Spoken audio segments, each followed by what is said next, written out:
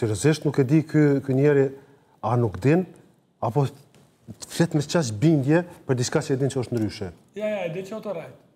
Ja, vishë rast profesionist, ja. Sa Mustafa, momenti që ju ka akuzuar një ministër për korrupsion e ka shkarku.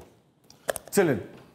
Ferida Gonin. Ferida Gonin. Përveç që se ka shkarku, rozetën e ka shtin listë zgjedhore, pra. E ka shkarku me ditës. Si ju ka konfirmu akuza, ka shkarku. Hajde Rezia. Atmosferë që kërkohej atëherë. Me një adresim gjatë, kjo është një nga video. Po se dështoj prokuror. Gati 5 vite më parë, kur morëm mandatin qeverisës, korrupsioni nuk ishte thjesht perceptim, por realitet. Ishte një sistem i ngritur për t'i mbrojtur dhe pasuruar zyrtarët e korruptuar. Politikanët e korruptuar, ju i larguat me vot, kurse ne çmontuam sistemin që i mbronte ata.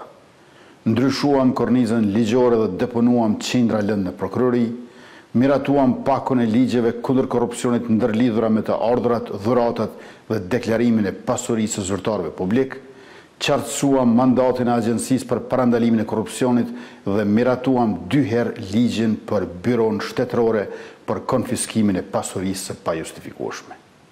Si rezultat, në këto 5 vite jemi përmirësuar për 31 vende në indeksin kundër korrupsionit ose për 6 vende çdo vit.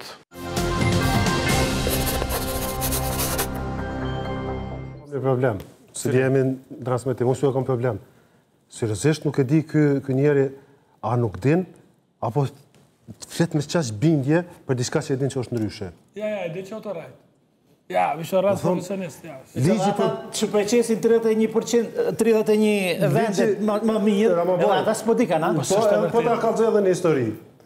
Që kjo e hatë miftaraj, tregon o vlla, e hatë e din këtë punë mas miri, e hatë që është kjo punë 31 vendet që është po lëviz Kosova. Nuk lëviz vish Kosova, të lëvizin krejt shtetet. Ti mund në pas pikë ma pak e pozit ma mirë. Jo, është në pozitën më të mirë në Ballkan.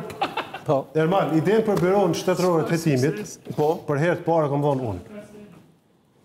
Për herë të parë kam dhënë unë vitin 2014.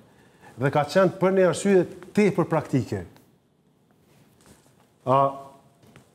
Task Force kundër korrupsion e formuar në zyrën e kryeministrit, në atë kohë Hashim Thaçi, ka qenë instrument i përdorur edhe politikisht. Në kujtohet ato arrestime 10 në mos, si pa të arrestu në komunë, si presion ndaj Isa Mustafës. Dhe ideja ka qenë me ndërtu një institucion të qëndrueshëm, ekzekutiv, i cili bazohet në ligj dhe në kushtetut dhe i përgjigjet ligjit jo individit, jo teka o politike, interesa politike personit. Pra atëherë është dhonë kjo ide. Nuk ka mujt me kalu. Në 2017 e ka përvetësu vetëvendosja si diskurs publik, as ide nuk e kam pas. Kur e kam bo 2 ministernitën, e kam bo gabim dhe antikushtetus.